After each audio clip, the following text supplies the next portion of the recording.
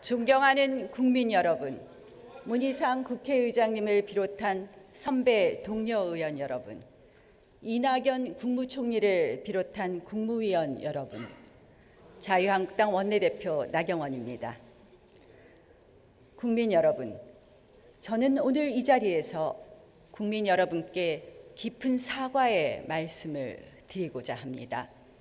사상 최악의 미세먼지로 숨조차 마음껏 쉬지 못하는 국민 여러분, 우리 아이들이 미세먼지로 건강이 나빠지지 않을까 미안하고 안쓰러워하시는 국민 여러분, 죄송합니다.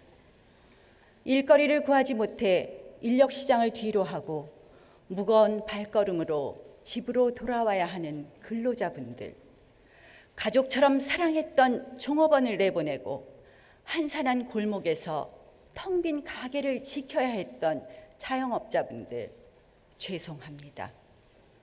올해도 취업의 문턱을 넘지 못해 부모님께 늘 죄송해야만 하는 청년 여러분들, 죄송합니다.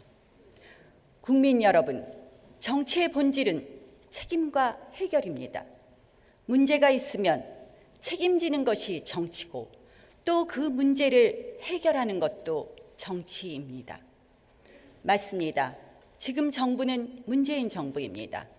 그리고 더불어민주당이 집권 여당입니다. 하지만 그 흔한 유감 표명도 찾아보기 힘든 오만과 무능과 남 탓으로 점철된 문재인 정부이기에 제1야당의 원내대표로서 또 대한민국의 국회의원으로서 제가 국민 여러분께 다시 대신 사과드리겠습니다. 국민 여러분, 지난 70년의 위대한 대한민국의 역사가 좌파 정권 3년 만에 무너져 내려가고 있습니다. 자유한국당보다 더 잘할 것이라는 말로 시작했지만 언제부터인가 모든 책임을 자유한국당에 전가하고 이제는 자유한국당도 그랬다며 두루뭉술 넘어가려 합니다. 위선과 모순의 정부입니다. 그 결과 한강의 기적의 역사가 기적처럼 몰락하고 있습니다. 한미동맹은 붕괴되고 가고 있고 경제는 얼어붙고 산업 경쟁력은 급속도로 추락하고 있습니다. 그리고 이 땅의 자유민주주의가 후퇴하고 있습니다. 힘겹게 피와 땀과 눈물로 쌓아올린 이 나라가 무모하고 무책임한 좌파 정권에 의해 쓰러져 가고 있습니다. 여기저기서 먹고 살기 힘들어 죽겠다, 지금껏 이렇게까지 힘들었던 적이 없었다라는 한탄이 쏟아집니다. 성장 동력은 꺼졌고 힘든 사람들은 더 힘들어졌습니다. 일을 하고 싶어도 일자리가 없습니다. 이것이 문재인 정부가 내건 정의롭고 공정한 경제입니까? 소득주도 성장의 실패는 자명합니다. 시장 질서에 정면으로 반하는 정부의 인위적인 개입과 재분배 정책이 고용 쇼크, 분배 쇼크, 소득 쇼크로 이어져 왔습니다. 최저임금 실패의 이유는 간단합니다. 그만큼 임금을 줄 수 있는 소상공인이 많지 않습니다. 그렇다면 결론은 해고, 실업, 그리고 소득 상실입니다. 지난해 4분기 하위 20%인 1분위 근로소득이 36.8%나 떨어졌다고 합니다. 최고의 복지인 일자리가 증발하는데 어떻게 국민들이 더 잘 살 수 있겠습니까? 지난해 초 연말이면 경제가 나아질 것이라는 게 바로 이 정부의 설명이었습니다. 결과는 어떻습니까? 최근 글로벌 신용평가회사 무디스가 2019년도 한국 경제 성장률을 2.1%로 대폭 낮췄습니다. OECD 역시 경제 성장률 전망치를 하향 조정했습니다. 지난 20세기 실패한 사회주의 정책이 오늘날 대한민국에서 부활하고 있습니다. 베네수엘라의 현실을 두 눈으로 보고도 그 길을 쫓아가고 있습니다. 시장은 불공정하고 정부는 정의롭다는 망상에 빠진 이 좌파 정권이 한국 경제를 벼랑 끝으로 내몰고 있습니다. 세금은 국민 호주머니에서 나오는 국민의 땀과 노력의 결정체입니다. 누구든 대통령이 되기만 하면 마음대로 쓰라고 주는 쌈짓돈도 아니요, 선심 쓰듯 나눠주는 쿠폰도 아닙니다. 공정하게, 합리적으로 최대한 아껴 써야 하는 돈입니다. 그런데 문재인 정부는 세금 퍼주기로 자신들의 경제 실정을 가리기에만 급급합니다.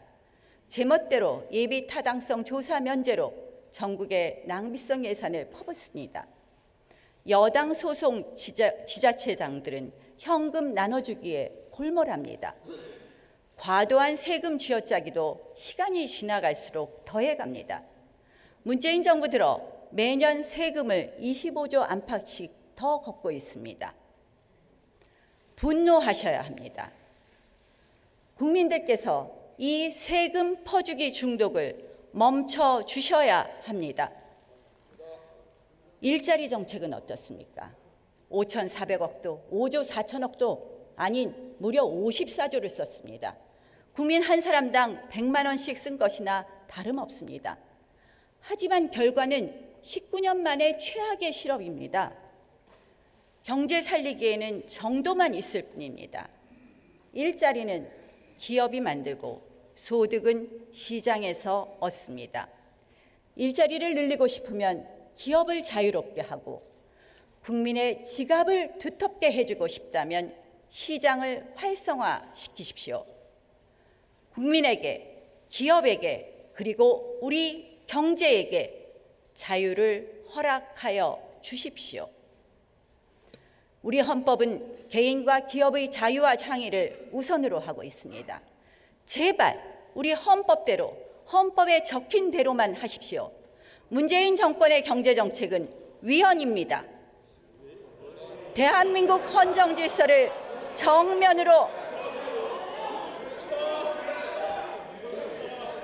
대한민국 헌정 질서를 정면으로 무시하는 헌정농단 경제입니다. 특히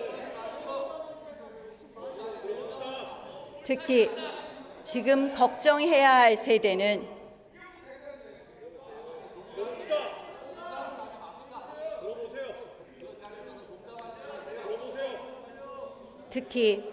걱정해야 할 세대는 바로 40대 이하 청년 청소년입니다.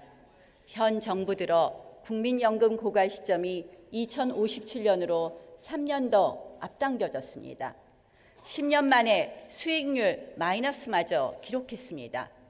사학연금은 2040년, 노인 장기요양보험은 2022년에 고갈됩니다.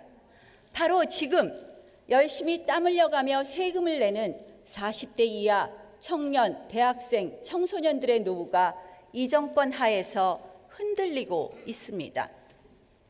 합계 출산율 0.98명 시대, 미래가 불투명한 청년들이 결혼과 출산을 포기하고 있습니다. 문재인 정부가 대한민국의 미래를 더욱 어둡게 만들고 있습니다. 그러니 먹튀 정권, 욜로 정권, 막장 정권이란 이야기를 들어도 전혀 이상할 것이 없습니다. 임기 후 대한민국을 어떻게 되든 상관없다는 말입니까?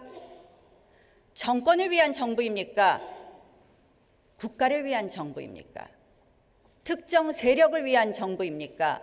국민을 위한 정부입니까? 지난 2월 28일 우리는 확인했습니다. 북한은 핵 폐기 의지가 없다는 사실을 말입니다. 그동안 북한의 협상은 핵 폐기가 아닌 핵 보유를 위한 것입니다. 북한은 영변 핵시설 폐기만으로 은근슬쩍 대북 제재를 무력화시키려 합니다. 미국이 영변외 핵시설을 꺼내자 바로 협상은 결렬됐습니다. 이번에 종전선언까지 가능하다던 청와대 측의 김칫국 발언들이 참으로 민망해지는 순간이었습니다. 문재인 정부는 그동안 분명히 대한민국이 생각하는 비핵화와 북한이 생각하는 비핵화가 다르지 않다고 말해왔습니다. 그렇다면 묻겠습니다.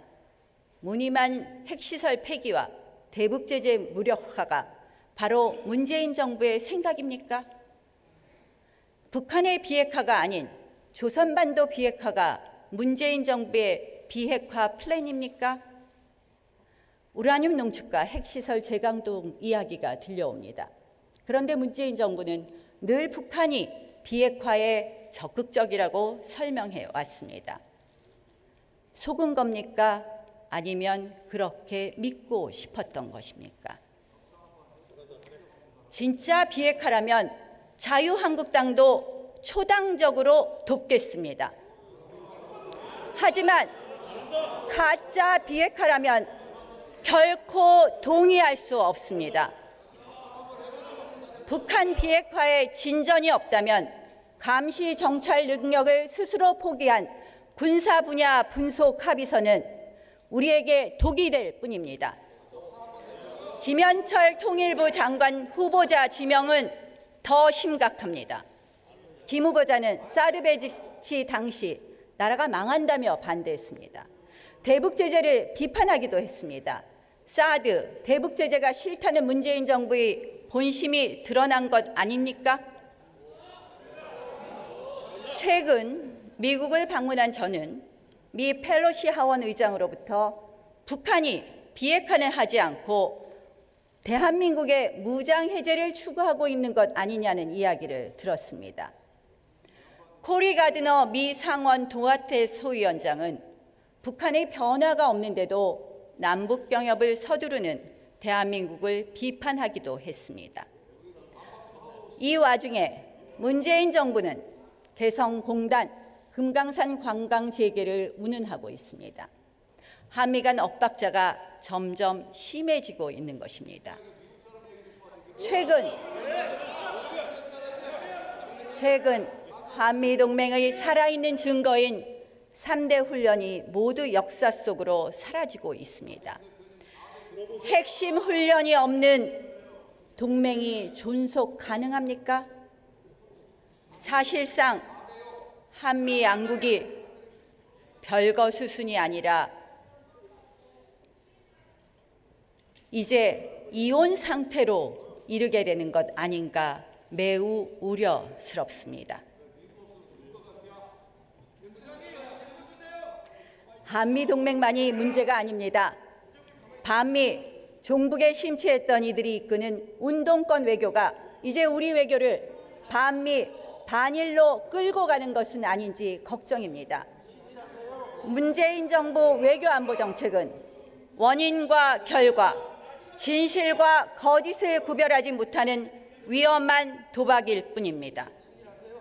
이제 그 위험한 도박을 멈추어 주십시오.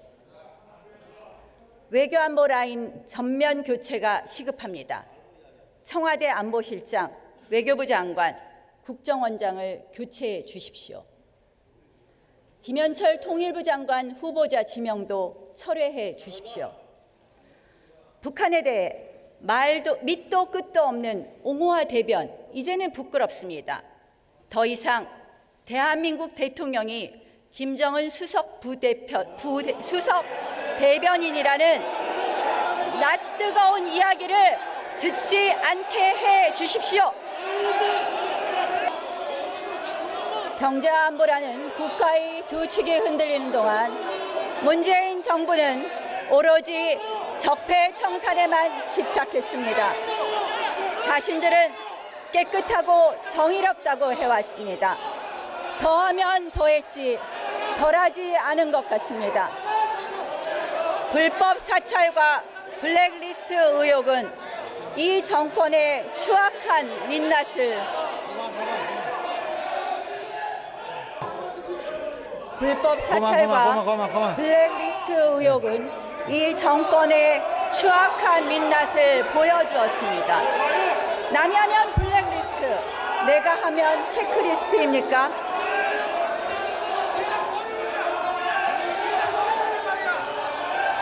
조용히 하세요. 한초선 의원이 막대한 예산과 정책을 어떻게 그렇게 쉽게 주무를 수 있습니까? 자, 이제 그만. 국가 채무 조작은 이제 조용하세요. 자, 이 정부가 적폐청산이라는 과거와의 싸움에만 매달리는 동안 우리 민생은 완전히 파탄났습니다. 대한민국에서 가장 시급한 민생이 무엇입니까? 바로 미세먼지입니다. 미세먼지 30% 저감을 공약했던 문재인 정부는 그동안 무엇을 했습니까? 탈원전은 또 어떻습니까? 세계 최고 수준의 기술과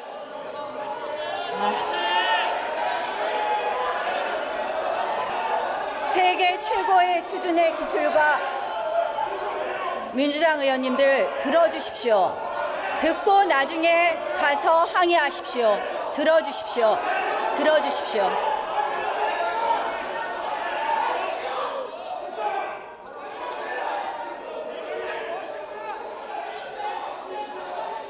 세계 최고 수준의 기술과 수준 경험을 갖고도 먼저 탈원전을 외치는 대한민국을 전 세계가 의아한 눈빛으로 보고 있습니다. 전력 수급 불안으로 산업 전반이 흔들립니다. 전기료 인상은 불보듯 뻔합니다. 원전 산업은 붕괴됐고 학계마저 침체되었습니다. 그야말로 백해무익입니다. 탈원전의 쌍둥이 민생 파탄 정책이 바로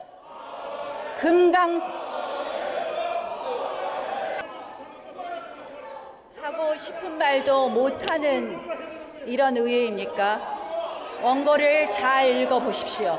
자, 아까 여러분들이 시끄럽게 하셔서 잘 안 들린 부분부터 읽도록 하겠습니다. 조금만 프롬프터 앞으로 해주세요. 경제와 안보라는 국가 두 축.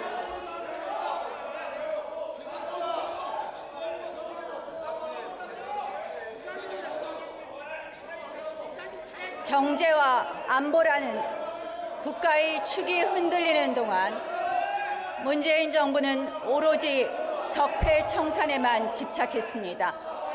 자신들은 깨끗하고 정의롭다고 해왔습니다. 더하면 더했지 덜하지 않은 것 같습니다. 불법 사찰과 블랙리스트 의혹은 이 정권의 추악한 민낯을 보여주었습니다. 남이 하면 블랙리스트, 내가 하면 체크리스트입니까? 한 초선 의원이 막대한 예산과 정책을 어떻게 그렇게 쉽게 주무를 수 있겠습니까? 국가 채무 조작은 세상 물정 모르는 사무관 탓이라고 합니다. 딸 부부의 해외 이주 의문을 제기하자 해명은커녕 화를 냈습니다. 이 정부가 적폐청산이라는 과거와의 싸움에만 매달리는 동안 대한민국의 민생은 완전히 파탄났습니다. 대한민국에서 가장 시급한 민생이 무엇입니까, 여러분? 미세먼지입니다. 미세먼지.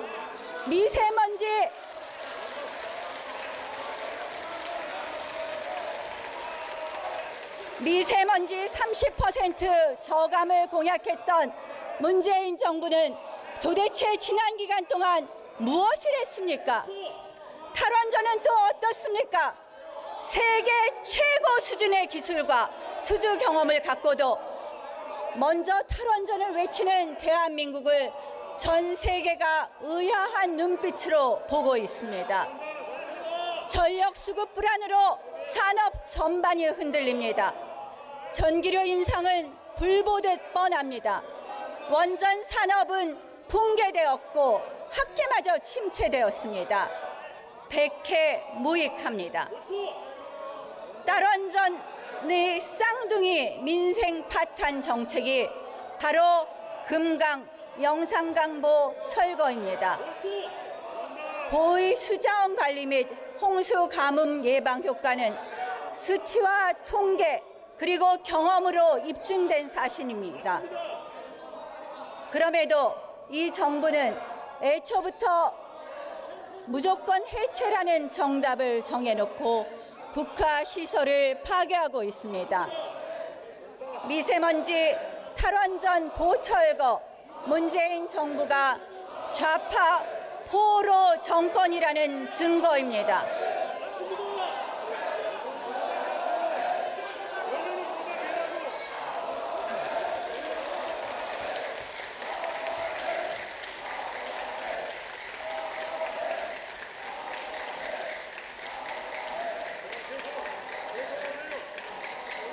미세먼지 중국의 영향이 절대적입니다. 하지만 북한이 중국에 많은 걸 의존하고 있으니 이 정부는 중국에 당당하지 못한 것입니다. 민주당 의원님들 호소합니다.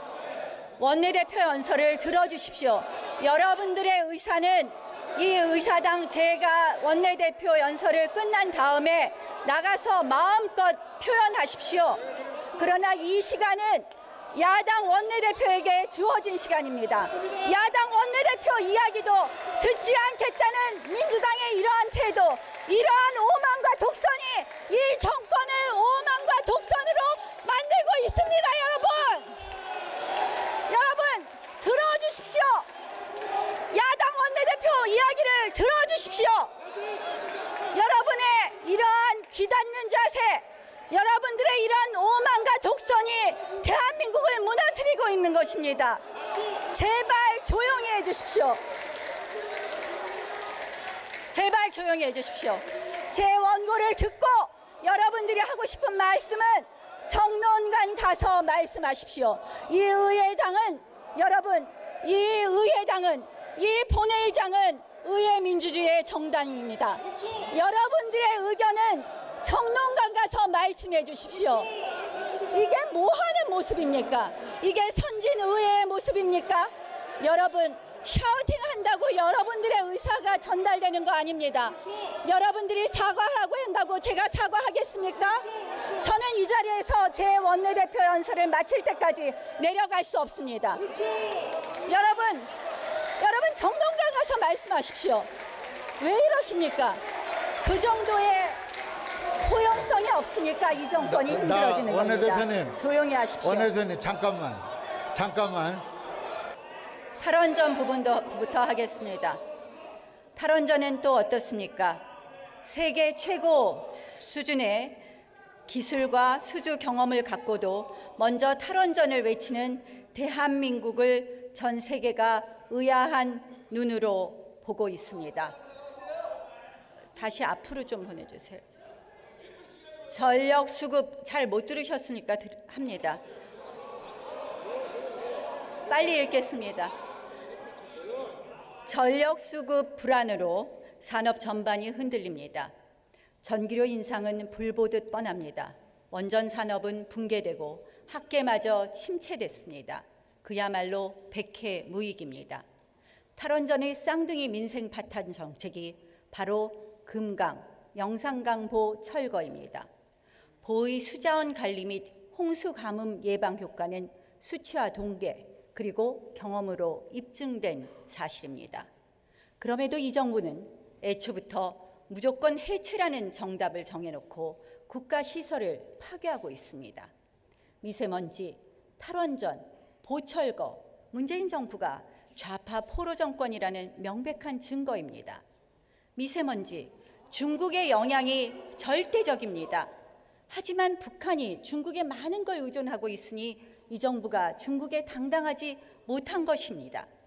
탈석탄으로 미세먼지를 줄여야 하는데 탈원전 세력에 발목 잡혀 있습니다. 보해체를 주장해온 좌파단체, 일부 시민단체의 정부 정책이 휘둘리고 있습니다. 뿐만 아니라 강성 노조에 끌려다니는 이 정부는 노동개혁을 시작도 못했습니다. 명백한 법의 노조인 전교조에 대한민국 교육이 좌지우지됩니다.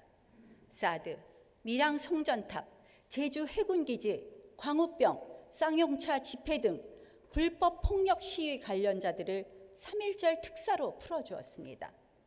참여정부 당시 불법 노조 활동으로 해직된 전공로 조합원을 복직시켜 주겠다고 합니다. 도대체 왜 그렇습니까? 바로 문재인 정부가 강성 귀족노조, 좌파 단체 등 정권 창출 공신 세력이 내미는 촛불 청구서에 휘둘리는 심부름 센터로 전락했다고 생각합니다. 지지층 이탈과 내부 반발에도 불구하고 우리 당이 요구했던 한미 FTA를 추진하고 이라크 파병, 제주 해군 기지를 과감하게 수용했던 노무현 전 대통령을 떠올려 보십시오. 문재인 대통령은 좌파 단체 강성노조의 눈치만 볼 것이 아니라 과감하게 잘못을 시인하십시오. 결단이 필요합니다. 용기가 필요합니다. 경제, 안보, 민생이 무너져 내리는 동안 이제는 우리 민주공화정의 기본 뼈대인 삼권 분립도 위협받고 있습니다. 유감스럽게도 문재인 정권이 댓글 공작과 무관하다고는 말할 수 없습니다. 과거 국정원 댓글 아이디 300여 개, 드루킹 댓글 아이디는 2,300개, 국정원 댓글 27만여 건, 드루킹 댓글은 8,840만 건. 규모, 치밀성, 효과 모든 측면에서 압도적으로 무시무시한 드루킹 댓글 공작입니다. 현직 경남지사가 구속될 정도로 심각한 범죄입니다. 그런데 1심에서 유죄 판결을 내린 판사는 이 정권이 앞세운 검찰에 의해 기소되었습니다. 적폐청산이라는 미명하에 이루어진 명백한 보복입니다. 자유민주주의 질서를 수호하기 위한 최후의 보루는 바로 사법부입니다.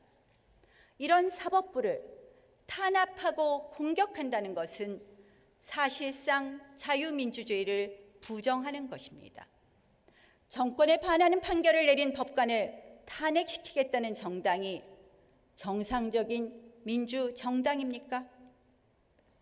검찰을 앞세워 법관을 기소하는 정권이 진정 자유민주주의 정권입니까? 사법부만큼이나 중립과 공정이 철저히 요구되는 기관이 바로 선거관리위원회입니다. 선거의 심판이 되어야 할 선관위원회, 문재인 대통령은 대선 공신을 내리꽂았습니다. 오직 총선밖에 안 보이는 문재인 정권 같습니다. 문재인 대통령은 기어이 사법부와 선관위를 모두 정권 하수인으로 만들고야 말겠다는 것입니까?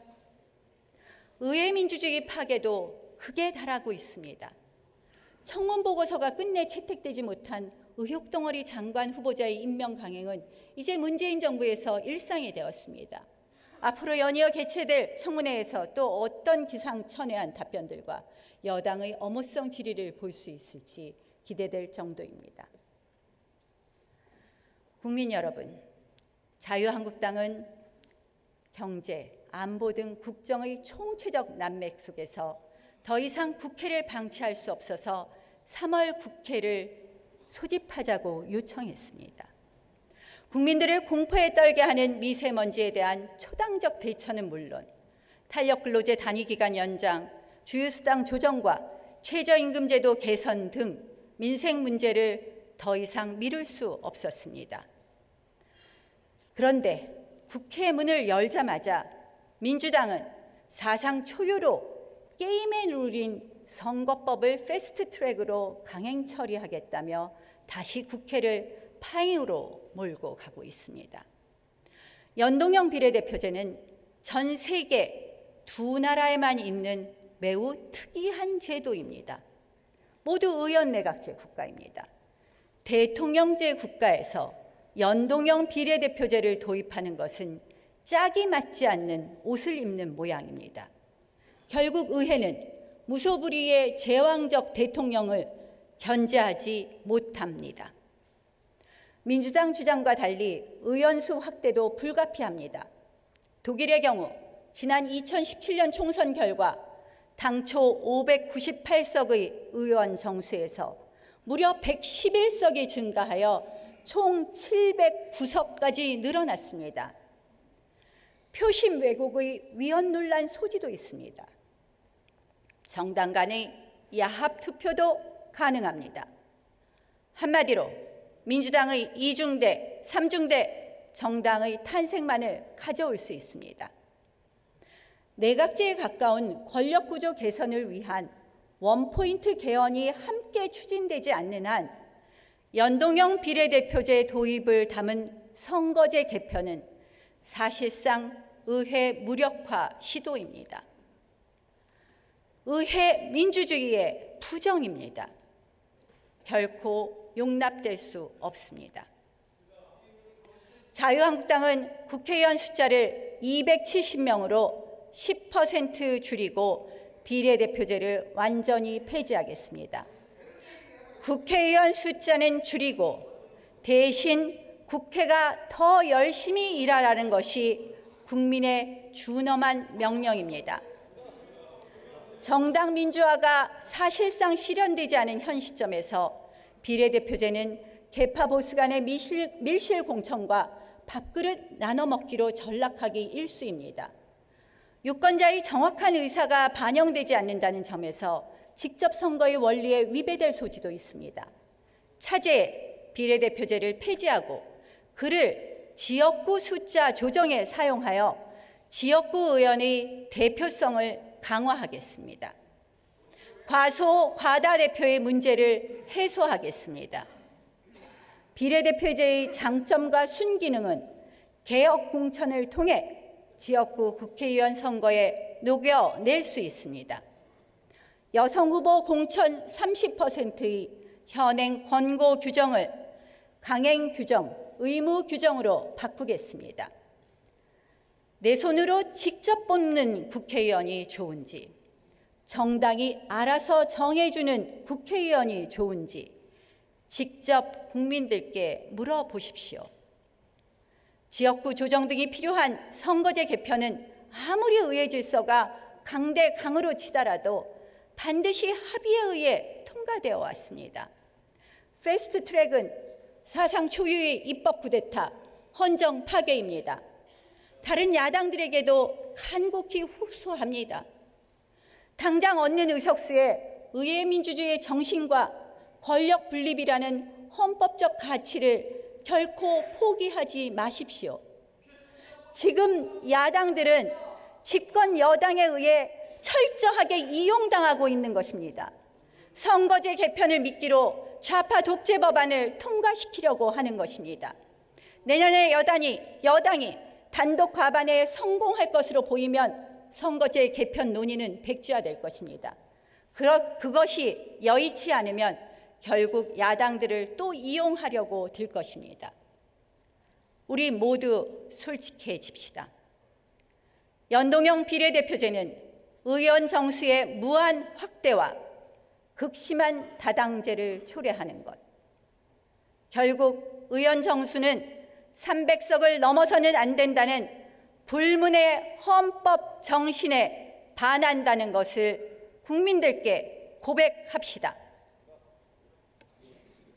자유가 없는 민주주의는 자칫 권위주의와 독재, 전체주의로 귀결될 수 있다는 것이 지난 역사가 우리에게 주는 교훈입니다. 국민의 기본권이 보장되지 못하고 표현의 자유 등이 억압당하는 민주주의란 결코 본연의 민주주의가 될 수 없습니다. 실제 수많은 독재, 전체주의 체제가 겉으로는 민주주의를 내걸었습니다. 그래서 우리는 단순한 민주주의가 아닌 반드시 자유민주주의를 추구해야 하는 것입니다. 그런데 이 정부에서 자유가 사라지고 있습니다. HTTPS 접속 차단은 또 웬 말입니까? 이제 국민들의 인터넷 접속까지 들여다보겠다는 것입니까? 조지 오웰 1984의 전체주의 자기 검열 시대를 열겠다는 것입니까? 아이돌 외모 규제에서는 두 눈과 두 귀를 의심했습니다. 장발, 미니스커트 단속의 부활입니다. 기업인들은 현 정권의 눈치를 보느라 정신이 없습니다. 정부 여당은 상법 및 공정거래법을 고쳐서 기업에 더 강한 족쇄를 채우려고 하고 있습니다. 스튜어드십 코드를 강제 도입해 국민연금을 무기 삼아 기업 경영에 개입하려고 합니다. 기업의 자유는 뺏고 희생만 강요하는 강탈 정권, 착취 정권입니다. 한편 우리 국민들의 표현의 자유는 어떻습니까? 역사를 왜곡하면 형사처벌을 하겠다고 합니다. 불편한 진실을 말하면 가짜 뉴스로 폄훼합니다. 좌파 독재는 명백한 진짜 뉴스입니다. 비판적 논조의 언론은 수고 언론으로 매도합니다. 국민의 입을 막고 국민의 머릿속까지 통제하겠다는 것입니까? 빅브라더에 이어 문브라더라는 말이 나올까 염려됩니다. 중국의 동북공정, 일본의 독도 왜곡만큼이나 우려스럽고 위험한 것이 바로 문재인 대통령의 역사 공정입니다. 2019년 대한민국 대통령의 입에서 빨갱이가 나올 줄은 꿈에도 몰랐습니다. 이제 우리 국민들은 상대의 누명을 씌우기 위한 잘못된 색깔론에 더 이상 휩쓸리지 않습니다. 종북을 종북이라고 말하면 친일입니까? 북한 체제에 비판적인 사람을 친일파입니까? 여전히 7, 80년대 세계관에 갇혀 운동권식 정치, 국민 갈라치기 정치로 좌파 이념 독재의 쇠말뚝을 받겠다는 심산으로밖에 보이지 않습니다. 결국 자신들만이 오직 선이요 정이며 모든 반대 세력을 악과 불의로 규정짓는 이분법과 선민의식에 찌든 정권입니다. 사상 독재, 이념 독재, 역사 독재입니다. 존경하는 국민 여러분, 자유한국당은 지난 2월 27일 전당대회를 통해 신임 당대표와 최고위원을 선출함으로써 새로운 출발을 알렸습니다. 이제 문재인 정부의 실정을 그저 바라만 보고 있을 수 없습니다. 제1야당으로서 산적한 민생 문제 해결을 위해서 국민의 자유와 회복을 위해서 나서겠습니다. 저희 당 소속 의원님들 한 명 한 명마다 자신의 전문성과 애국심을 10분 발휘하여 이 정권의 문제점을 짚으면 물론 이 나라가 필요로 하는 대안을 제시하겠습니다. 비판을 위한 비판, 반대를 위한 반대가 아닌 이유와 논리가 있는 비판, 대안이 있는 반대를 하겠습니다. 그런 의미에서 자유한국당은 다음과 같은 제안을 드립니다. 첫째, 경제위기 극복을 위한 초당적 원탁회의 개최를 요구합니다. 소득주도 성장 실패의 책임 있는 사람들 대신 전문성을 갖춘 경제부처와 여야 정당들이 모여 경제위기 극복을 위한 해법을 모색하겠습니다. 정치가 아닌 정책의 관점에서 논의하겠습니다. 둘째, 국민부담 경감 3법을 제안합니다. 부동산 가격 공시에 관한 법률 개정과 지방세법 개정으로 무분별한 공시지가 인상을 막고 조세특례 제한법 개정을 통해 신용카드 소득공제 폐지를 막겠습니다. 국민의 세 부담을 덜어드리겠습니다. 셋째, 국론 통일을 위한 7자 회담을 제안합니다. 대한민국 대북 정책이 혼란과 실패를 거듭한 이유 중 하나가 바로 국론의 분열, 남남 갈등입니다. 우리가 생각을 모으지 못했는데 어떻게 북한을 상대하고 미국, 일본, 중국을 설득하겠습니까? 대통령과 각 원내 교섭단체의 대표 및 원내대표로 구성된 7자 회담을 제안합니다. 이를 통해 대북 정책에 대한 이견을 좁히고 일관성 있는 통일 정책을 마련해야 합니다. 넷째, 자유한국당이 직접 굴절없는 대북 메시지 전달을 위한 대북 특사를 파견하겠습니다.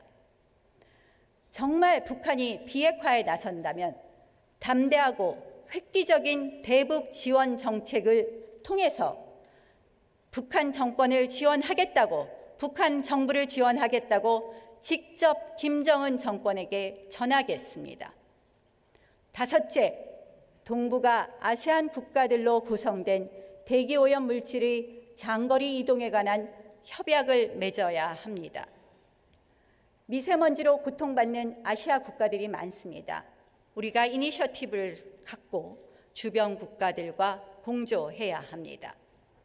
여섯째, 제왕적 대통령제 폐해를 극복하기 위한 권력 분산 원포인트 개헌을 제언합니다. 대통령의 너무 많은 권력이 집중되어 있다는 점이 결국 반복되는 정권 차원의 폐단들의 근본 원인입니다.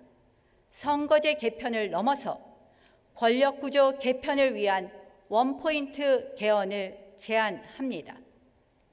그리고 마지막으로 전 상임위 국정조사 청문회를 제안합니다. 하루가 멀다 하고 터져나오는 각종 비리와 부패를 국회 차원에서 조사하고 책임을 물어야 합니다. 만약 이 제안이 받아들이지 않는다면 결국 특검 도입이 불가피할 것이고 이마저도 막힌다면 전 국민적 투쟁이 확산될 것입니다. 자유한국당은 상임위, 특검, 국민투쟁이라는 3단계 투쟁을 펼쳐나갈 것입니다.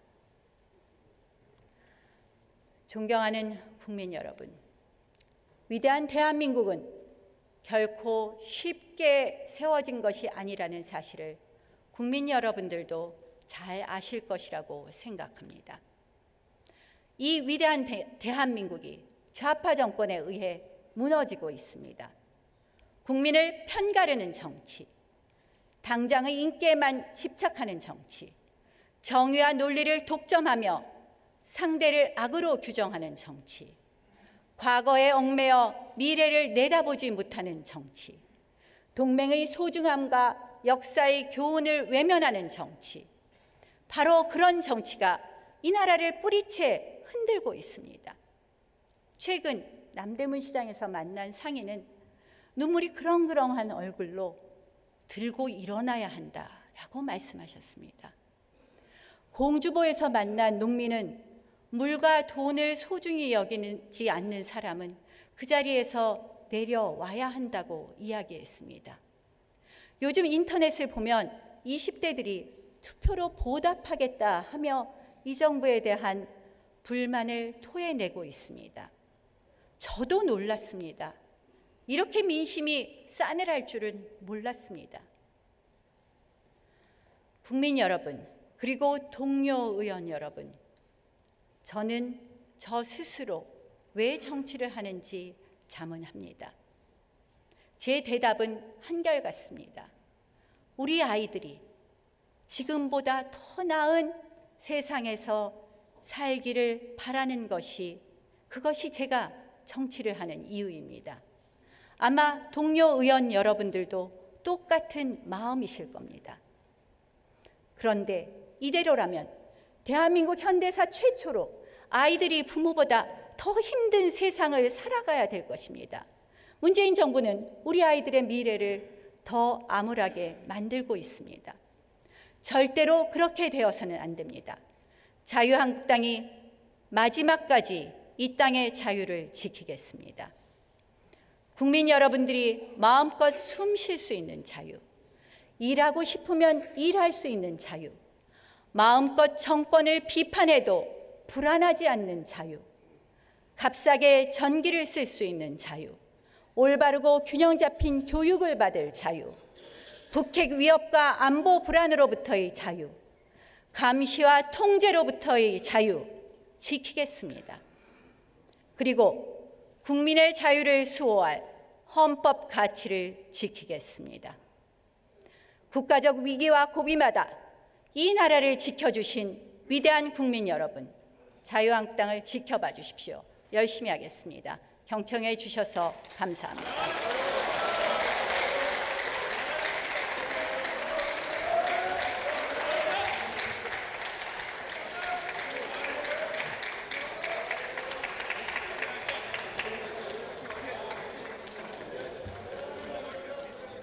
나경원 자유한국당 원내대표.